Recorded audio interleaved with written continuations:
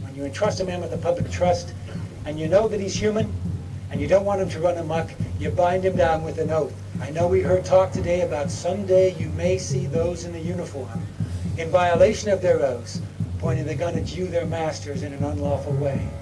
I pray that never happens. It has happened.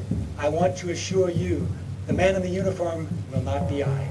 Law enforcement and military are not the enemy. There's a lot of people that think, oh God, we're going to have to fight the U.S. forces, we're going to have to fight the Marines, we're going to have to fight the Army. And that's not the case. The U.S. military is not against the people. We are the people. Today, really, in many respects, our government is the one that is stepping aside the rule of law. Gun confiscation is exactly what happened during the state of emergency following Hurricane Katrina in New Orleans.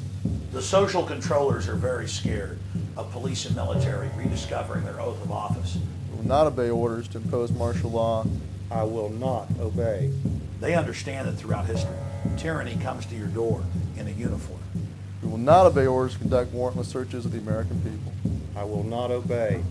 Think of every instance you can think in history where republics have fallen through usurpation of power. Particularly think of the times when it has happened through the military force run amok. You can't really tell from my name, but my father lived under Stalin, and his whole family was killed by Stalin. And my mother's family escaped from North Korea, and they lost all their property, and were supposed to be killed at least 3 or 4 times. So I was fortunate to be born in this great nation, and but yet I see the same signs or our country going in the direction in which my parents escaped from. U.S. troops also arrived, something far easier to do even now thanks to last year's elimination of the 1878 Posse Comitatus Act. That forbid U.S. troops from policing on American We soil. will not obey any orders to force American citizens into any form of detention camps under any pretext. I will not obey. To what degree are we anymore mindful of oaths? If we had law enforcement in America keeping their oath to do just that, we would have our constitutional republic back tomorrow. That's how powerful this movement is.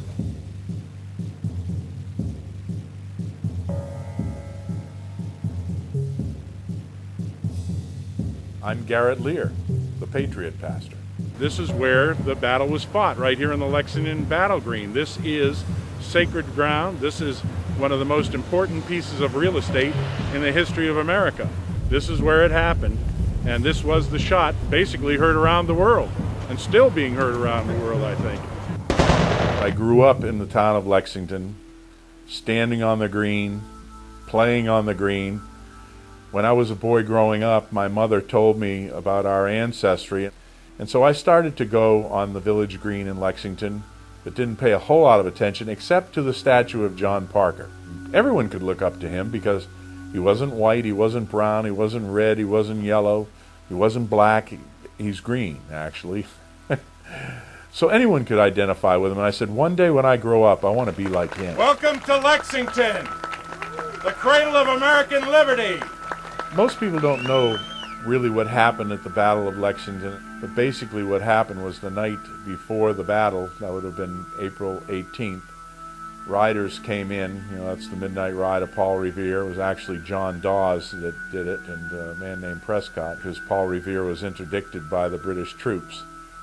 But they were bringing a message from Dr. Warren and the committees of correspondence and the committees of safety in Boston to tell them, looks like the British are mounted troops here, and we're not exactly sure what they're trying to do. They're probably going to go after the munitions that are in Concord, but they're probably going to try to capture Samuel Adams and John Hancock and either send them back to England in chains or shoot them right there or something. And basically when the British came, it was obvious that they had some bad plan. The Minutemen, the militia, the regulated militia, did not want to engage the British troops in a fight. And so these men stood their ground when they were told, you are to drop your weapons and disband. Well, they started to disband, but they would not drop their weapons because they were militia. And what happened when they started to disband, they got fired on. The first shot that was fired by the British regulars. It was not fired by the Minutemen. It was not fired by the colonists. It was not fired by the people of Lexington. And we can find that in the narrative of Jonas Clark, the pastor. 8 of them got shot and killed. Many were bayoneted. Some died later of wounds. Many were wounded. But 8 died on this green. But they stopped the British as they were on their march to Concord. And they did what was right. This was a principled stand for freedom, and we're doing the same thing today. We will not obey orders to disarm the American people. I will not obey.